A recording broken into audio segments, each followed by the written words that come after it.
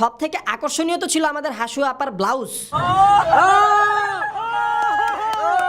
Blouse ছাড়া কেউ থাকে না। আর কিছু মানুষ তো কোথা থেকে যে এইগুলা বাইর করে আনছে। অনেকে তো শাড়িটাও পর্যন্ত বাদ দেয় নাই, শাড়ি নিয়ে আসছে উঠায়া। এটা আমি চাই না। এত কিছু নিচে ওড়নাটা কি ফালায় আসবে? ভাই মুরগির ভাগ পাওয়া যাবে? ভাই অবশ্যই আপনি সাবস্ক্রাইবার হই আমি ইনশাআল্লাহ ভাই। গণভবনের মুরগি ভাই আমরা আপনার জন্য নিয়ে যাব আমি ইনশাআল্লাহ। অবশ্যই চলে আসবে। অবশ্যই ভাই। এটা হচ্ছে মুরগির ফার্ম। যেই সব লিজানরা হাঁস মুরগি ধরতে পারে নাই তারা ফ্রিজের মাংস উঠায় নিয়ে আসছে। আর যারা ফ্রিজের মাংসটাও পায় নাই তারা ফ্রিজ থেকে মাছ উঠায় নিয়ে আসছে। আরো কিছু লিজেন্ড মানুষ তো গণভবনের ক্ষেতের আখ কিংবা ক্ষেতের পিয়াইজ কিংবা গাছের ডাব কিংবা পুকুরের মাছ কিংবা জমির শাক কিংবা বাগানের ফুল এই সব কিছু নিয়ে আসছে। New fridge. ভাই ব্রিজ বার করলেন কেমনে? মানে মানুষজন কি না আনছে, মানে কি না আনছে তার একটা জিনিস স্মৃতি হইলেও রাখা লাগবে। মানে গাড়ির টায়ারটা পর্যন্ত গণভবন থেকে নিয়ে আসছে। এটা না হয় মানলাম, কি করলো গণভবন ঝাড়ু দেওয়ার যে ঝাড়ু সেইটা পর্যন্ত নিয়ে আসছে। বাকি লুটপাটের কথা আপনাদেরকে আরেকটু পরে জানাই, তবে এই লুটপাটের কাজগুলো যারা করছে তারা যে কতটা বিশ্রী এবং কতটা থার্ড ক্লাস মার্কা কাজ করছে এই বিষয়ে একটু পরে বলছি। আপাতত একটু পেছন থেকে শুরু করি। কিভাবে বলবো, 5 আগস্ট 2024 নাকি 36শে জুলাই 2024? আমরা মূলত লং মার্চের জন্য আমাদের পদযাত্রা বা বাসা থেকে আমরা বের হই 12টার দিকে এবং 12:30টার মধ্যে আমরা মিরপুর 10-এ চলে আসি এবং সেখান থেকে আমরা লক্ষ লক্ষ মানুষের জনস্রোতে মিশে যাই। মানে এত পরিমাণের মানুষ ভাই, প্রত্যেকটা মানুষের হাতে বাংলাদেশের পতাকা, সেই সাথে তাদের মুখে স্লোগান শুনতে এত ভালো লাগতেছিল, অন্যরকম একটা জোশ শরীরে কাজ করতেছিল। সবার চোখে মুখে ছিল অন্য রকমের চাহনি, মানে সবারই একটাই কথা, এক দফা এক দাবি। লক্ষ লক্ষ মানুষের পদযাত্রায় সেনাবাহিনী এক প্রকারের নিরুপায় হয়েছিল। তারা বাধা দেওয়ার চেষ্টা করলেও বাধা দিতে পারছিল না, কারণ এত মানুষকে কিভাবে বাধা দিবে। আর পুলিশ তো নেটওয়ার্কের মধ্যেই ছিল না। ও আরেক দল তো আছে 7 মিনিটে খেলা শেষ করে দেবে, মাঠ খালি করে দেবে, তাদের তো।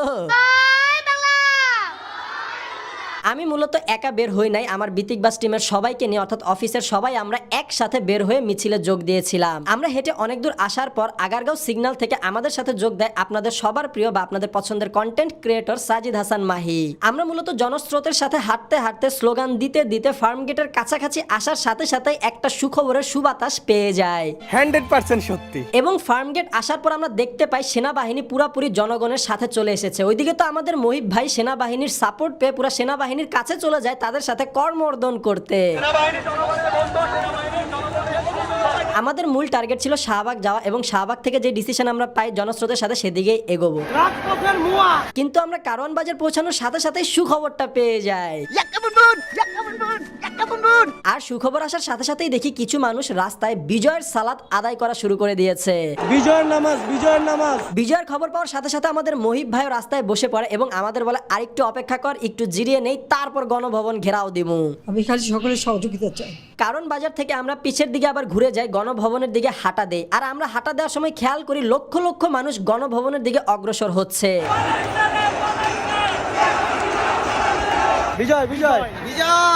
লক্ষ লক্ষ জনস্রোতের সাথে গণভবনের এলাকার কিছুটা সামনে আসার সাথে সাথে আমরা দেখতে পাই শত শত মানুষ অনেক অনেক জিনিসপত্র নিয়ে গণভবন থেকে বের হয়ে সেই রাস্তা দিয়ে বাড়ির পথে যাচ্ছে।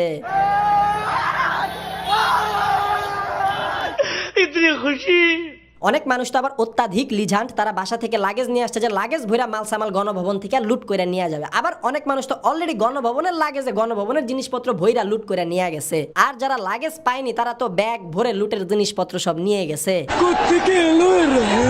মানে ভাই মানুষ যে যা পাইছে, আই রিপিট, যে যা পাইছে তাই নিয়ে গণভবন থেকে বের হয়ে গেছে। মানে এমন এমন জিনিস আমি মানুষের হাতে দেখছি তারা গণভবন থেকে নিয়ে বের হয়েছে, আপনারা যদি দেখেন ভাই আপনাদের মাথার চিন্তা ভাবনার মস্তিষ্ক চান্দে চলে যাবে। কিছু জিনিস দেখে বিনোদন পাবেন, কিছু জিনিস দেখে লজ্জা পাবেন যে এই স্বাধীনতা কি চাইছিলাম, এরাই কি বাঙালি। দেখো প্রথমেই দেখি মানুষের চেয়ার কেলেঙ্কারি। হাজার হাজার মানুষ হাজার হাজার চেয়ার নিয়ে যাচ্ছে, কেউ একটা, কেউ দুইটা, কেউ 5-10টা। আর চেয়ার, কাঠের চেয়ার, ফোমের চেয়ার, স্টিলের চেয়ার, কোনো চেয়ার বাদ নাই। যে যেই চেয়ার পাইছে, যতগুলা করে চেয়ার পাইছে কেউ বাদ দেয় নাই। যে যেই চেয়ার পাইছে, যতগুলা করে চেয়ার পাইছে বা যেই ডিজাইনই বলেন না কেন, হরেক রকমের হরেক পদের বাহারি ডিজাইনের চেয়ার কেউ কোনোটা বাদ দেয় নাই। অ্যানালগ চেয়ার থেকে শুরু করে ডিজিটাল চেয়ার, নতুন চেয়ার থেকে শুরু শুরু করে পুরান চেয়ার, কোনো চেয়ার কেউ বাদ দেয় না, কেউ ঠেইলা কেউ মাথায় কইরা, মানে চেয়ার নিতেই হবে। কিছু মানুষ তো গণভবন থেকে টুল উঠায় আনছে, আরে ভাই টুল তো নরমাল, কিছু মানুষ তো সোফায় উঠায় আনছে, single sofa, double sofa, triple sofa, মানে সোফার শেষ নাই। আমাদের মহিব ভাই গণভবনের চেয়ারে বসার জন্য অনেকক্ষণ ওয়েট করতেছিল এবং ফাইনালি বসতেও পারছে, আর চমলক্ষ একটা ছবিও তুলতে পারছে। এবং হিট হবে। তারপর আসে হাজার হাজার মানুষের হাজার হাজার মুরগি চুরি করার কাহিনী। মানে ভাই মুরগি, গণভবনে হাজার হাজার মুরগি ছিল, কেউ বাদ দেয় না, কেউ একটা, কেউ দুইটা, কেউ পাঁচটা, যে যতগুলো ধরতে পারছে সব মুরগি নিয়ে গেছে।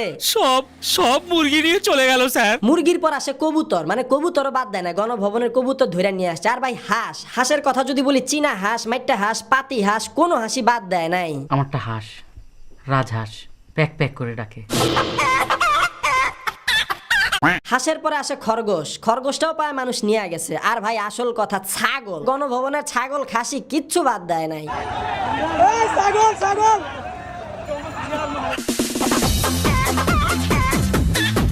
মানে রান্নাঘরের জিনিসপত্র, রান্নাঘরের হান্ডি পাতিল এগুলো উঠায় নিয়ে আসছে, সেই সাথে আবার রান্না করার জিনিসপত্র, মশলা, সয়া সস, ভিনেগার এগুলোও সাথে করে নিয়ে আসছে।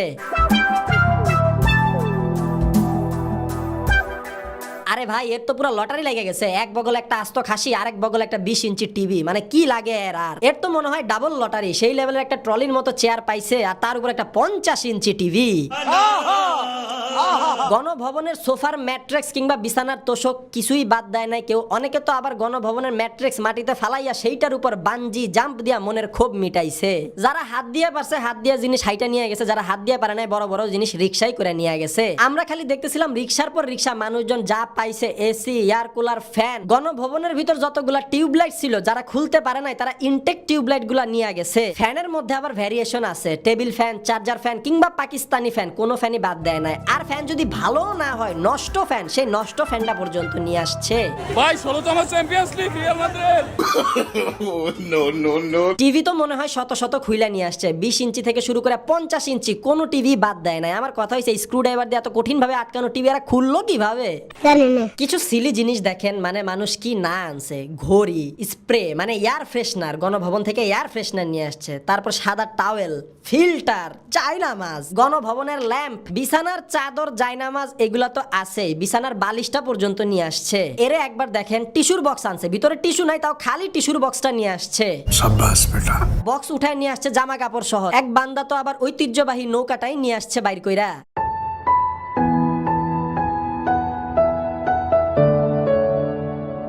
আলে মোদে কিরে মোদে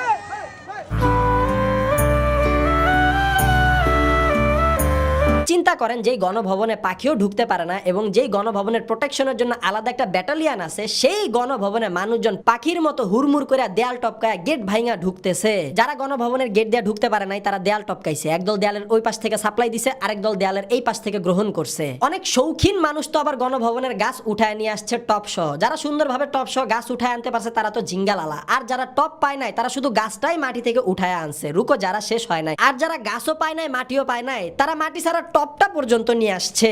এটা কি ভাই টপ? মানুষ গাছ হয়ে গেছে, একজন টপ লইছে একজন।